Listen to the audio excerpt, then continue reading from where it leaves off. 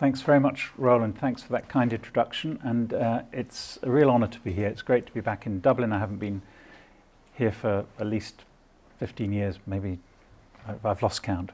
And it's also to hear the list of previous Agnes Cuming lectures makes me realise what an honour it is to be here, and it's somewhat daunting. I'm going to talk about the mind-body problem. It seems everyone who's studied some philosophy of mind in particular, will have learnt that there is supposed to be such a thing as the mind-body problem, and yet it seems to me that today's mind-body problem presents us with a choice between an idea that no one really believes, this is dualism, an idea that no one really understands, and that's physicalism.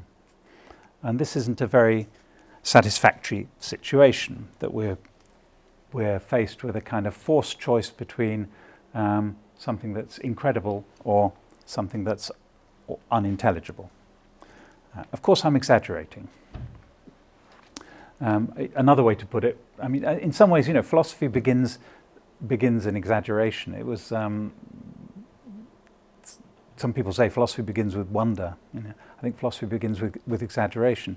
If you go back to the history of the ancient Greeks, ancient Greek philosophy, we're told Thales, he was the first philosopher in the ancient Greek tradition, the pre-Socratic tradition. What did he say?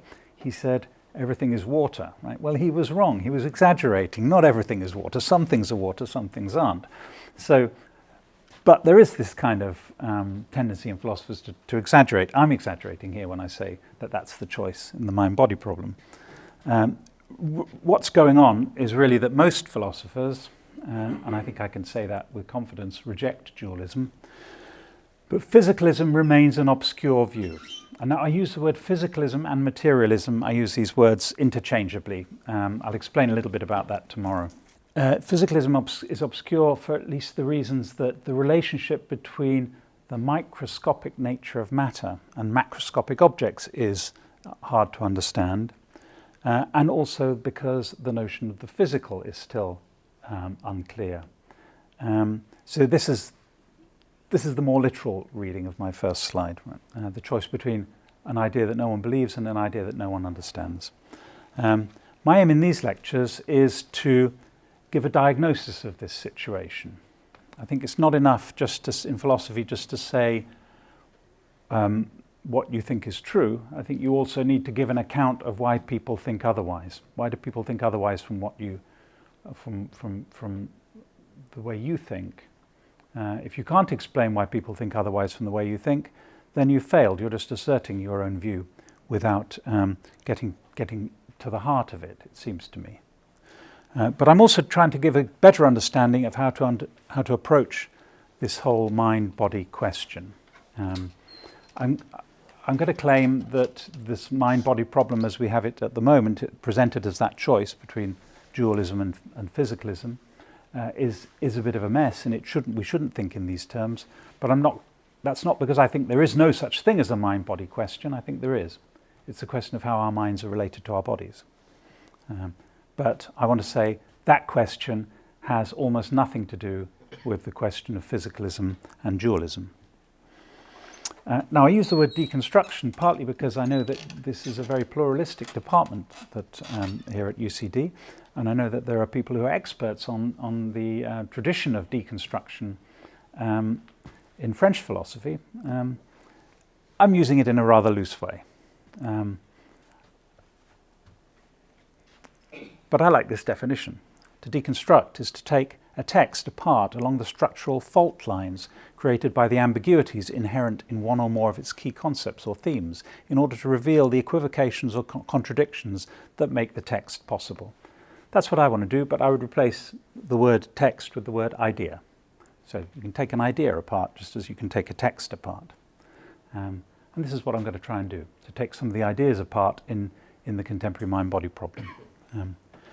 I wrote a paper with my PhD supervisor, Hugh Mellor, 35 years ago, I realise, which is a really alarming thought, but it was called There Is No Question of Physicalism, and I'm returning to this theme in an attempt to make a better job of the things that Hugh Mellor and I were trying to say in that paper, which has a number of inadequacies.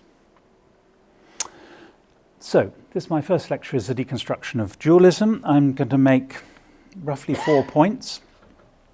First going to say what I mean by dualism in this context.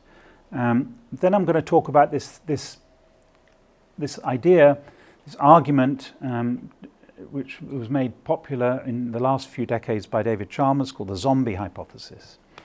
Then I'm going to talk about the notion of qualia, and then I'm going to link this to skepticism. So how those things all hang together, I hope, will become clear. And if not, I'll tell you how they're clear in the conclusions. So first of all, dualism. The traditional question, I think, which is what people are taught when they come and do an introduction to philosophy of mind class, or read an introduction to philosophy of mind book, is: are mind and body distinct or different substances? That's what we're told. And then monism is the view that says they are not distinct substances, and dualism says that they are distinct substances. And among monisms, physicalism is the dominant form of monism. Here I'm treating monism as the view that there's one kind of thing. There is also the view that there is exactly one thing, that there is only really one thing. I'm going to ignore that in this lecture. So, of course, here is the father of this question, René Descartes, who argued in his sixth meditation for what he called the real distinction between mind and body.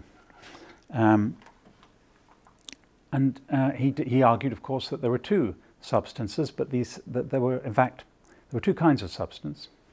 There were souls, and then there is the material world. The material world was one substance for Descartes, but each of us had a soul that was linked to our bodies. But our individual bodies were not substances. Our individual bodies are just part of the material world. So when we talk about mind and body for Descartes, what we're talking about there is body in the sense of matter. There's just the material world, and that's one substance, and each of us is an individual mental substance. And in some way, our mental substances are joined to our bodies. And this is Descartes' dualism. And it's a dualism of substance. But what is substance? Substance, of course, here is a philosophical term with a philosophical history. And going back to Aristotle, so it doesn't mean what it means in everyday life. If you might say that Marmite is a black, sticky substance made from the leftovers of brewing beer, that's what Marmite is. It's a black, thick, sticky substance. That's not substance in this sense. Substance, Descartes defined substance as precisely as he could in terms of the idea of independent existence. So it's an abstract idea. It's not the idea of stuff. It's the idea of a thing that exists in such a way that it doesn't depend on anything else for its existence. And that mental substance then become independent existences. Okay, so another parenthesis, of course, is just that we should acknowledge that on this definition of substance, God is really the only substance for Descartes, and he acknowledges that himself, and then says, okay, well, let's ignore that. Let's ignore God for the time being. Among created substances, there are mental substances, and then there is material substance. So the key idea here is the idea of independence. Now, the interesting thing about posing, the reason I say this is an idea that no one believes, which I don't mean it's an idea that no one believes, it's my exaggeration, but if this is supposed to be our mind-body problem, the mind-body question is, are there two substances or one? Then we ought to start with the idea of substance. We ought to say that we understand the idea of substance and we begin our philosophy with the idea of substance. But as a matter of fact, very few philosophers do begin with, particularly, let's say, the Cartesian idea of substance. And those of you who are familiar with contemporary metaphysics of objects and properties and things like this, for example, David Lewis, who's a dominant thinker in this area, the work of David Lewis, David Lewis is not a philosopher of substance. He doesn't use the concept of substance. I would hazard that very few of the leading metaphysicians in analytic philosophy these days start their metaphysics with the concept of substance. So now, again, everything, there's a bit when you say it, then there's a bit when you take it back, as J.L. Austin said. Of course, there's another tradition, which is the Aristotelian tradition, which is still alive, particularly in Roman Catholic circles, of course. So, and that's a whole other thing. When I'm talking about substance here, I'm not talking about the Aristotelian concept of substance, but the Cartesian sense, the one that is supposed to give rise to this question, are there two kinds of things or one? So I say substance isn't a popular starting point for contemporary metaphysics. So why are we posing our mind-body problem in this way? Why are we posing our mind-body question by saying, is there one substance or two? What happens to dualism if you don't start with the concept of substance? What happens if we don't start with the question, is there one thing or two? Maybe we should start with the question, how many kinds of things there are? And then you might think that's not a very good question, because there are so many kinds of things. Maybe we don't know where to start about how to count kinds of things. Just as we can't count things, we can't really count kinds of things. But you might want to start with another question, which is a question I'm going to talk about tomorrow, which is how many fundamental kinds of things there are. But let's put that to one side. The puzzle I'm posing now is, if no one thinks in terms of substance, why are we teaching our students that the mind-body question is the question of whether there's one substance or two? Now, people will say, okay, you're just being pedantic at this point, and everyone knows that the question isn't really about kinds of substance, but kinds of properties, features of things. So in the case of the mental, that's features of things like thoughts or beliefs or attitudes that people have, which are features of people. People are material objects, let's say, they're physical objects. People and other animals with minds, they're material objects. But some objects also have non-physical properties, and we are among them. We have mental properties as well as physical properties. So as well as having properties like mass and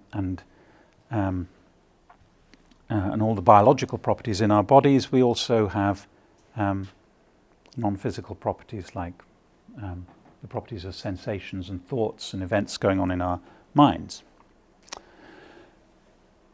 So people call this property dualism. Some people call this property dualism. But what makes it dualism?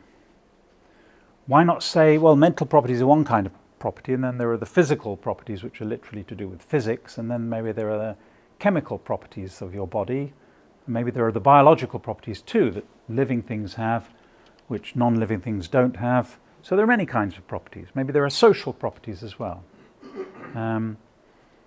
Why say there are only two? Why be a property dualist in this sense? And here I think we have to return to the idea of independence. This is what's moving people. It's the idea of independence. And independence here is meant in a demanding sense, a metaphysically demanding sense that I will describe. But the standard argument for property dualism is the independence of mental and physical properties.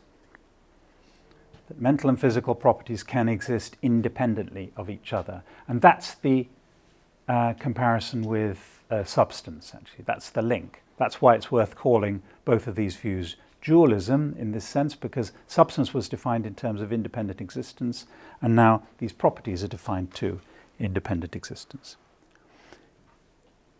Independence is understood in terms of necessity. That according to materialism, and I'll explain all this tomorrow because this is just in the background, but according to materialism or physicalism, there is a necessary connection between the physical and the mental. And dualism is dualism because there is no necessary connection. These things are independent. Your mental properties are independent of one another. They might be causally connected, but they are metaphysically independent. This is a view defended in a famous book by David Chalmers, The Conscious Mind. And he argues for it by using a famous argument, which is called the zombie argument. I'm going to talk about that in a second. I'd like to draw attention to a book by a student of mine, former student of mine, Ralph Weir, who argues, though, that David Chalmers, in his book, The Mind-Body Problem and Metaphysics, published last year, Ralph Weir argues that David Chalmers' property dualism actually entails substance dualism, which is a very controversial view, but it's a very interesting argument he has. So, David Chalmers' argument is based on what he calls the zombie hypothesis.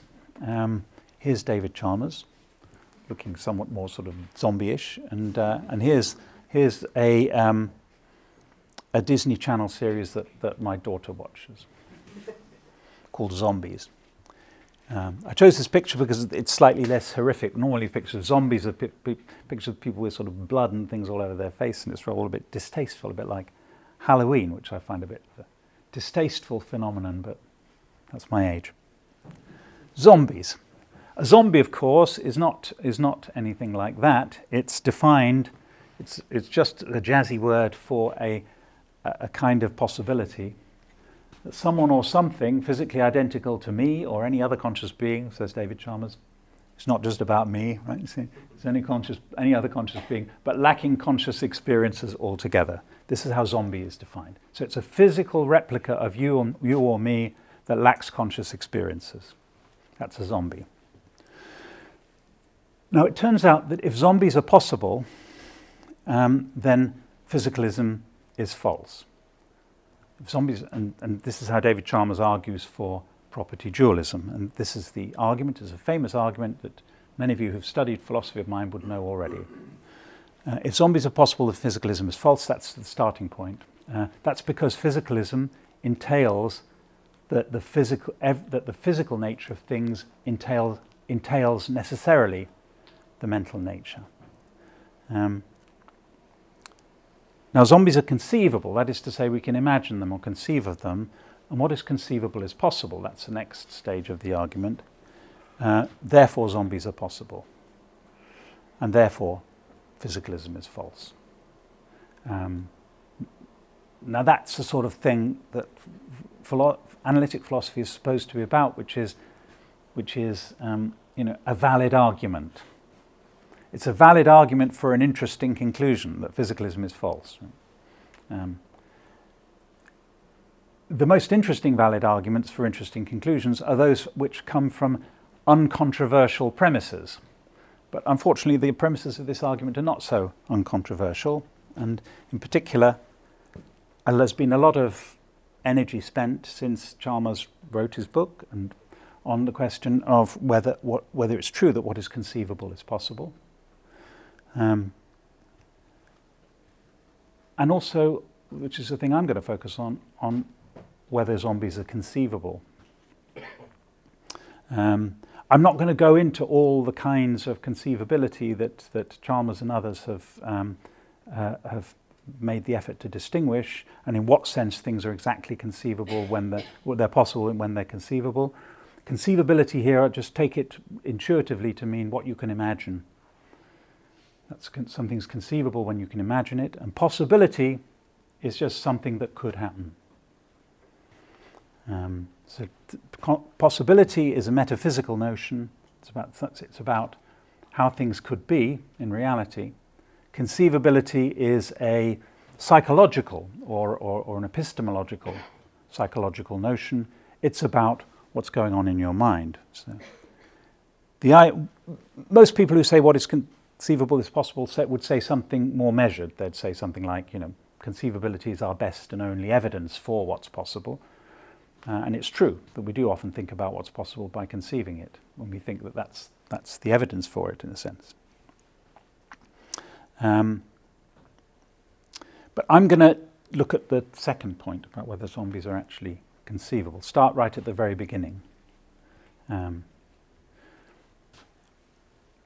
The argument has an appearance of a trick about it. It has an appearance of pulling a rabbit out of a hat, that you can argue from the mere conceivability of something, from the mere fact that you can imagine something, to to the falsity of a metaphysical doctrine about the world. But I want to step back and just ask about this very idea that this is that you can show that zombies are, that in showing that zombies are possible, you've refuted physicalism. How do you show this without begging the question? Physicalism is the view that consciousness is determined by the physical. That's what physicalism is. That's the view. It's determined. Either consciousness is something identical with something physical, or it's necessarily determined by it. More about this tomorrow. The zombie hypothesis is basically, it's just the idea that the physical could be the same, but without consciousness. And that just is the idea that it's a hypothesis that consciousness is not determined by the physical. What you're imagining here is something very close to just the denial of the thesis you're trying to refute. If you have some thesis, A, and then someone comes along and said, I'm going to show you why A is false. You say, okay, show me why A is false. And you say, well, not A. That's not an argument against A. That's just the denial of A.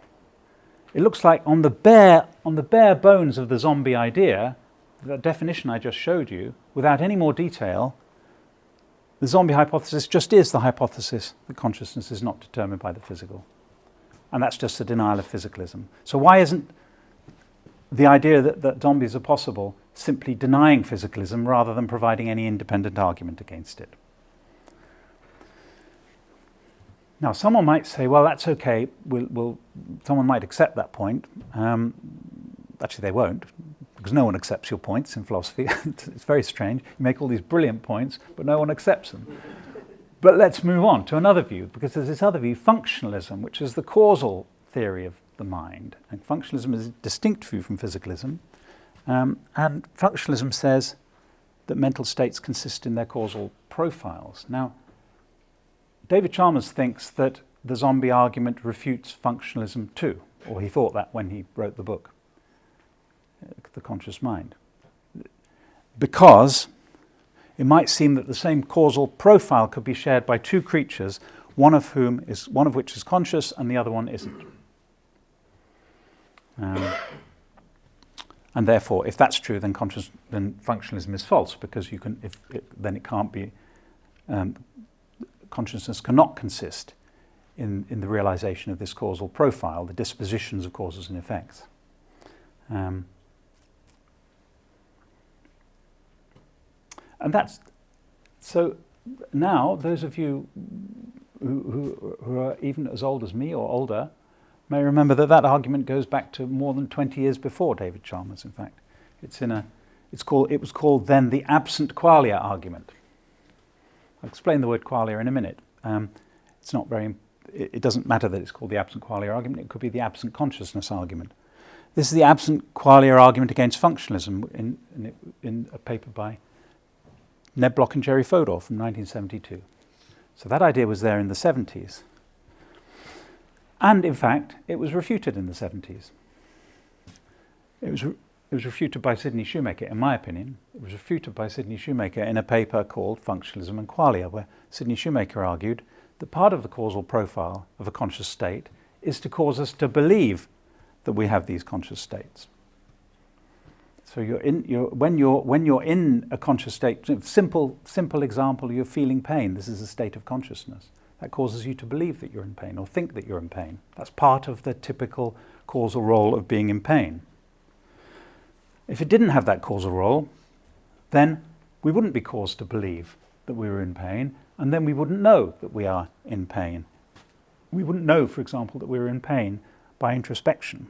If you ask yourself if you're in pain, when the doctor asks you, how much pain do you feel on a scale of 1 to 10, which I always find very hard to answer that question. Sort of, how bad should it be, really? And you don't want to make a fuss, particularly if you're sort of well-brought-up person. You don't want to say, well, actually, I'm in really terrible pain. But we know whether we're in pain from introspection, right? We know that. In knowing that, arguably, we're caused to believe. There's a causal basis of that, which is the fact that we're in pain. According to functionalism, that's part of the causal role of pain. It causes you to believe that you're in pain. And so if we didn't have that conscious state, then we wouldn't be caused to believe, so we wouldn't know from our own case, from introspection. If we do know from our own case that we can be in pain, then we know enough to know that zombies are impossible. Or so it seems. And so Shoemaker argued, and I think he was right. It's a very simple point, and he made it very complicated, but that's what people do. He's made a simple point, but then of course you have to consider all the objections. But I think he was essentially right in this. There are many, many responses you can give back to the thing, but the basic idea is that if the functionalist theory says that it's of the causal essence of, so that the essence of a mental state is its causal profile, then you can't reproduce that causal profile without consciousness. If someone says you could have that causal profile without consciousness, maybe they're right, but it's not an argument. They're just denying the thesis. It's just like saying you could have all the physical stuff without consciousness. Maybe they're right, but it's not an argument.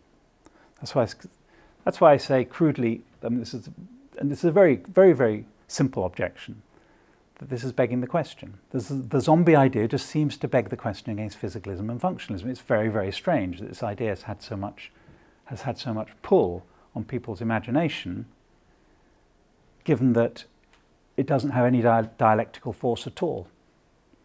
I'm not saying that either view is wrong, I'm just saying it's not a good argument. So the upshot then is that conscious mental phenomena, according to functionalism, conscious mental phenomena consist in their causal roles. Conscious mental phenomena are wholly determined by their physical nature, according to physicalism. Physicalism and functionalism are different views, but they both have these views about what consciousness is. The possibility of zombies provides no independent argument against functionalism and physicalism. So this main argument, I say this is the main central argument for arguing for the dualist view of mind, the property dualist view of mind, has no persuasive force, it seems to me. Or does it? Let's see. Now we have to come to this concept of qualia, which is an idea that needs deconstructing all on its own. And those who are coming to the seminar tomorrow, we can deconstruct it in real time.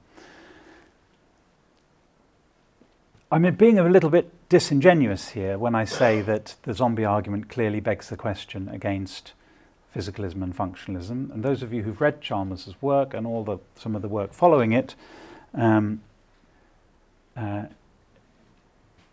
you will be aware that I'm being a bit fast with this, the way I'm treating this argument, because many people would distinguish between two things. The idea that the zombie is a creature which is a physical replica of a conscious creature that's not conscious, so a physical replica of me or you, but lacks consciousness. That's one idea.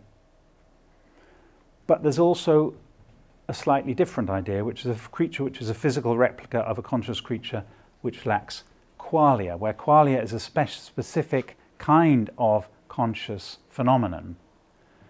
The qualitative character, the phenomenal character of your conscious experience, which is supposed to be the thing that really gives rise to what David Chalmers calls the hard problem. So in his book, Chalmers distinguishes between consciousness in the phenomenal sense, where conscious states involve what he calls qualia, the taste of coffee, the sound of a trumpet, the look of something red, this kind of sensory qualities, for example, and consciousness in the psychological sense, which is where consciousness is just a matter of, could be a matter of your causal or functional roles. And he said it's the qualia that give rise to the real hard problem, the hard part of the mind-body problem, the hard problem, as he calls it. The hard problem of consciousness is to do with these qualia. So what are qualia? Well, Ned Block, who's someone an important philosopher in this area who as I said, wrote this paper in the 1970s and wrote a number of papers in the 70s attacking functionalism about consciousness. Ned Block defines qualia like this. He says, those who think that the phenomenal character of conscious experience goes beyond the intentional, that's the representational, the cognitive, and the functional, believe in qualia. So the qualia are the non-intentional, they're not representational, but they're also non-causal because they're not functional. So there's something which, once you've fixed the intentional and fixed the causal aspects of mental states, then what remains in consciousness is the qualia. Now, of course, on this view, then, qualia must be epiphenomenal. They must be things that have no effects. They can have no effects in the physical world because they go beyond the causal. So they are actually epiphenomenal, and many of you will know there's a famous paper by Frank Jackson called Epiphenomenal Qualia, going back 40 or so years. But should this be a starting point for thinking about the mind-body problem? Now we've got to another very strange position. We've said that in order to pose the question about the nature of consciousness and how it relates to the physical world, we have to assume that there's something which is totally epiphenomenal which constitutes our consciousness. That's qualia. Now, qualia are controversial. Some philosophers don't believe in qualia. The great philosopher Daniel Dennett, who died last year, he wrote a paper denying the existence of qualia. He wasn't denying the existence of consciousness. He was saying we shouldn't think in terms of this concept of qualia. Right? So it's controversial. I don't believe in qualia. I believe in consciousness. I think qualia is a bad idea. It's not one of my words, as Oscar Wilde said about something else. So qualia are controversial. The existence of consciousness is not controversial. No one should deny consciousness.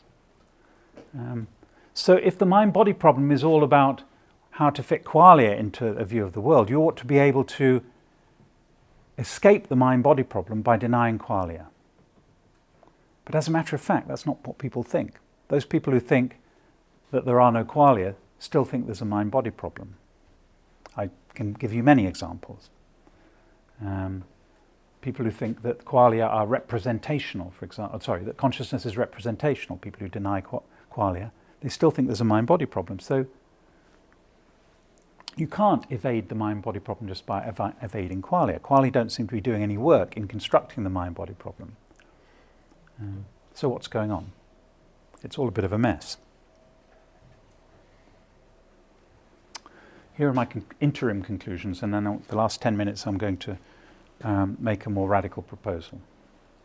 So I will defend the view. I stated it very, very sort of forthrightly and simply that the zombie argument does beg the question against physicalism.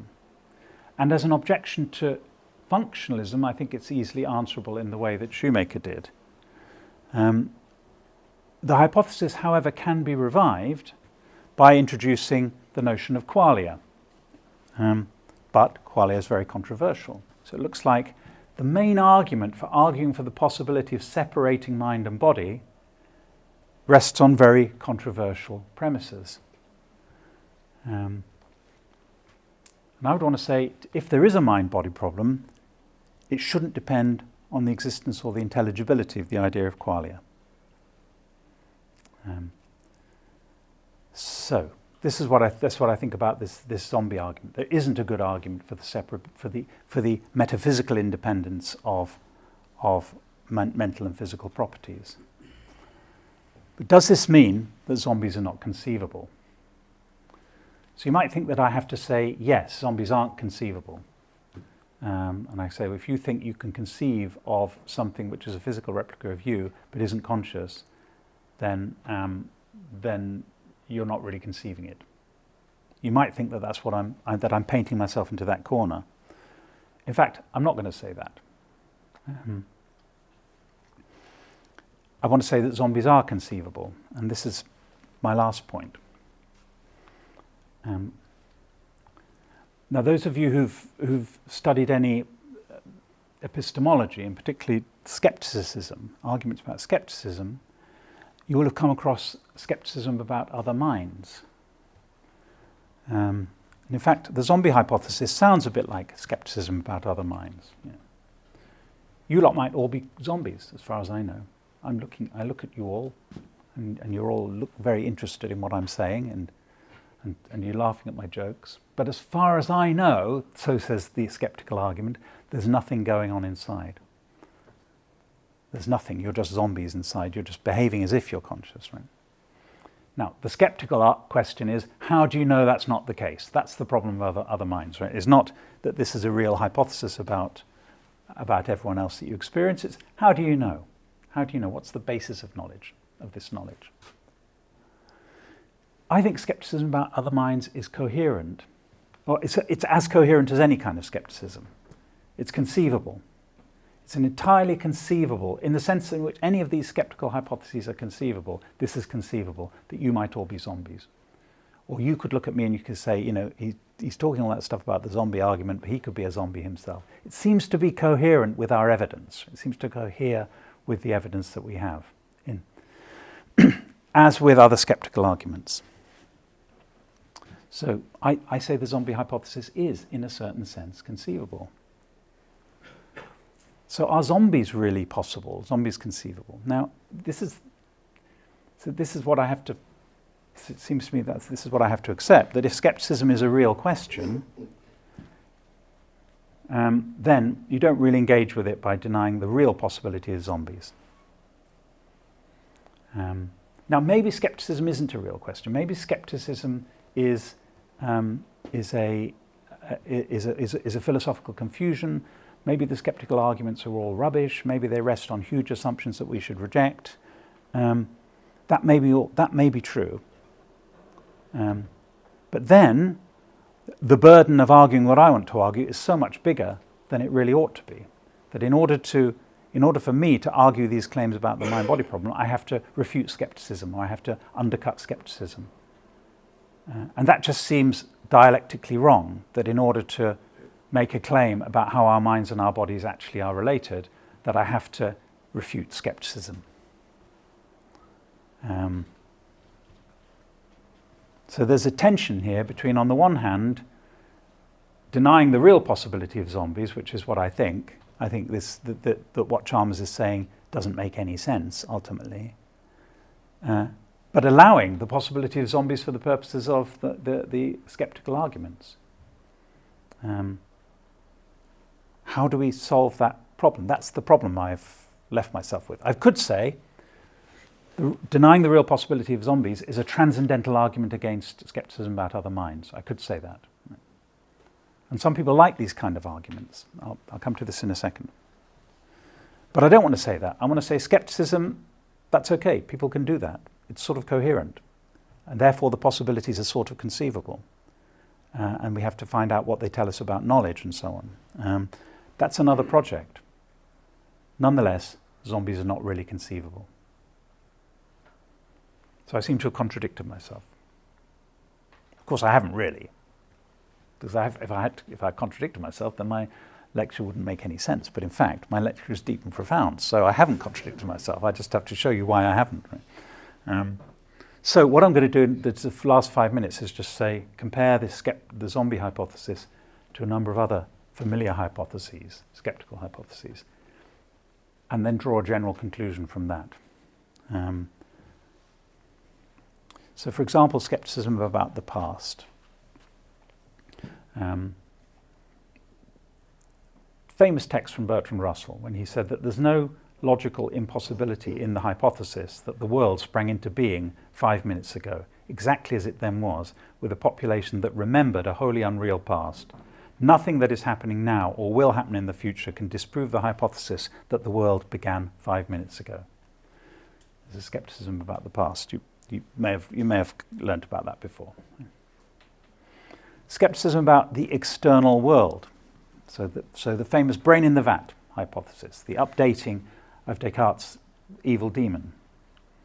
Brain in the vat, I think, was invented by Gilbert Harman, but became famous in Hilary Putnam's Reason, Truth and History in Recent Philosophy. Imagine that a human being has been subjected to an operation by an evil scientist. the person's brain has been removed from the body and placed in a vat of nutrients which keep the brain alive. I love the way they say vat of nutrients, as if they had any idea what they're talking about here, but that's what you sort of say, gesture towards things. Vat of nutrients which keep the brain alive. The nerve endings have been connected to a super scientific computer which causes the person whose brain it is to have the illusion that everything is perfectly normal. And so we know this hypothesis too from skeptics. A basic way of putting forward a skeptical hypothesis. How do you know you're not in that situation? Just as how do you know that the universe did not begin 5 minutes ago? Standard skeptical scenario. Thomas Nagel, I won't read this one out actually because it's really just, it's pure solipsism. Thomas Nagel says, how do you know that solipsism isn't true in his little book, What Does It All Mean? Just your experience seems to be consistent with the idea that you are the only person in the world. And then again, other minds. Anita Avramidis, who's written a lot, very interesting stuff about problem of other minds. She sets out the standard problem like this. She says, whatever another person says or does, it's always possible that they're deceiving me about what's going on in their minds. An extreme version of which leads to the thought that I'm entirely deceived and all others are mere automata or zombies. In short, this conception of the mind leads to the traditional epistemological problem of other minds. So there are some skeptical scenarios.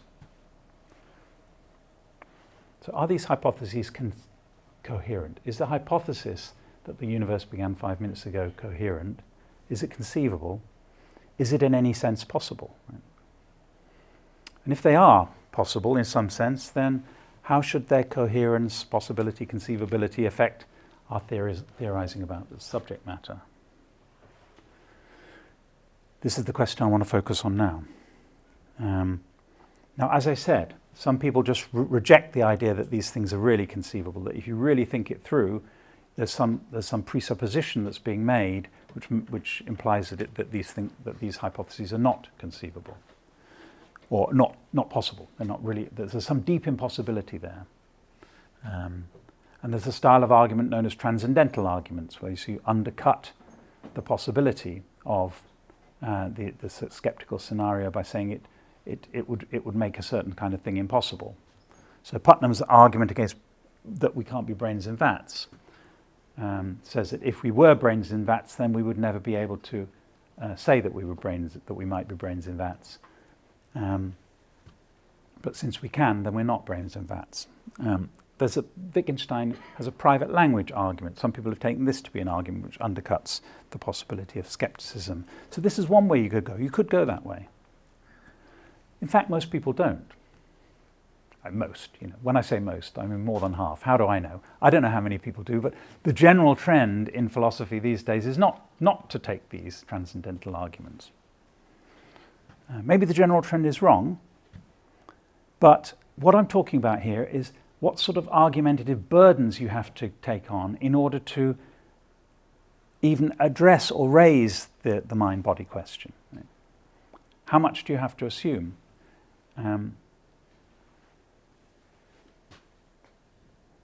Most philosophers proceed on the assumption that the skeptical scenarios are possible. So they think the skeptical scenarios are possible. So let's go with them. And then ask, well, what follows? What follows for our understanding of the world if the skeptical scenarios really are possible? So, if suppose zombies, take the scenario, the supposed possibility of zombies. If zombies are possible, then I want to say they're only possible in the sense in which the other skeptical scenarios are possible. I can't tell you exactly what precise sense that is, but I'm asking, first of all, we have to clarify what we think is possible and what isn't. But if zombies are possible, it's just all that follows from this, from the possibility of other minds or the conceivability of other minds, skepticism, is that they're possible in that sense, whatever that sense is. And the same is true of Russell's skepticism about the past. If that's possible, it's just possible in this sense that it's a skeptical hypothesis. Right? But, and this is my main point, this is the conclusion I want to draw from this discussion of skepticism, that we shouldn't construct our theory of the world, our theory of the mind, or the mind-body relation, or the theory of time, or the self, on the basis of skeptical hypotheses. No one thinks, or no one should think, that a theory of time should be constructed on the basis of Russell's skeptical hypothesis that the world could have begun 5 minutes ago. So similarly, no one should construct a theory of mind on the basis of the skeptical hypothesis that you might all be zombies. So it's one thing to say that these scenarios are possible for the purposes of skepticism, but it's quite another thing to say that that theorizing, that skeptical theorizing, should guide the construction of our theory of mind and body. And yet it's that point, the separability of consciousness and the physical, which is that's the sole argument for the idea of property dualism. That's the only argument. So if that argument is really just based on possibility in the sense that skeptical arguments are possible, then I think we should reject the idea that you can pull apart the mind and the body in this way. And that's what I'm calling deconstructing dualism. So this is but the question then is, how do you say it, right? How do you exactly express this idea that zombies are possible in the skeptical sense, but they're not possible in any real sense? And I'm just going to make 2 points here, and then I will finish. Think about the brain in the vat. As a skeptical hypothesis, right? If you're asking about whether the brain in the vat makes any sense, right? You don't have to worry about the details. You can say a vat of nutrients. You can say an evil scientist. You can say a supercomputer, right? Connecting the nerve ends, right? As a matter of fact, you have no idea how any of that is supposed to go, but it doesn't matter. Just as when Russell said, supposing the universe began 5 minutes ago. How did it begin 5 minutes ago? Who created it? Did it just come into existence? That doesn't matter. That's irrelevant, right? I'll just tell you an anecdote about my teacher, Hugh Mellor. He had a blind spot about skepticism, and in one of the very first lectures I attended by him, and he was talking about the relationship between belief and action, and I said, well, supposing you were deceived by an evil demon, I said in the class, thinking that we were allowed to say things like this, and he said, I don't believe in demons. And I said, well, I know, but it's a skeptical hypothesis. Well, you shouldn't talk about things you don't believe in. If you don't believe in demons, then it's not relevant. That was he had a bit of a blind spot about this. Now, I'm happy to talk about evil demons, but I don't think we should have to say, what are these evil demons? Where do they come from? How many evil demons are there? Is this demon more evil than that? What's the demon made of? Who created the demon? What does the demon look like? That's irrelevant. Right? Just like it's irrelevant in the brain in the vat skepticism that you make these points.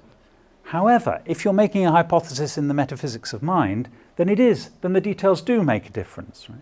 And here I'd like to point you to an absolutely brilliant paper by Evan Thompson and Diego Cosmelli called Brain in a Vat or Body in a World, where they go through the idea of what the brain in the vat example would have to be, what you'd have to give a brain in a vat in order to make it really have the kind of experiences that we have realistically. You'd have to give it a body, and you probably have to give it a world too. Now, I can't go through all those details. I recommend that paper to you. He's not arguing against, I think this is ineffectual in arguing against the skeptical scenario, because the skeptical scenario doesn't rely on the details. But if you're going to use that as a basis of metaphysics of mind, then you do have to worry about the details. This is where I think about zombies. If it's a skeptical hypothesis, don't worry about the details. Why are all these zombies around? How do they get to be zombies? How does it happen that you can reproduce their brain without reproducing their consciousness? It doesn't matter for the skeptical scenario. But as a hypothesis relevant to the metaphysics of mind, then the details do matter. So my conclusion is that the only argument for the metaphysical separability of the mind and body, the one that's used by Chalmers and dominates all these debates about consciousness, relies either on very, very controversial assumptions about consciousness or the mere skeptical possibility, and we shouldn't build our metaphysics on skeptical possibilities.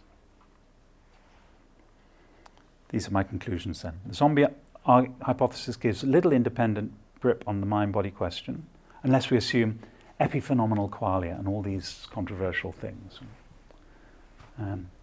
But the hypothesis is not inconceivable. I think we can conceive of it. It's best thought of as a skeptical hypothesis.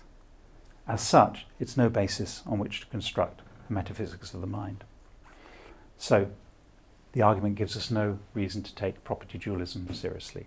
So, thank you very much.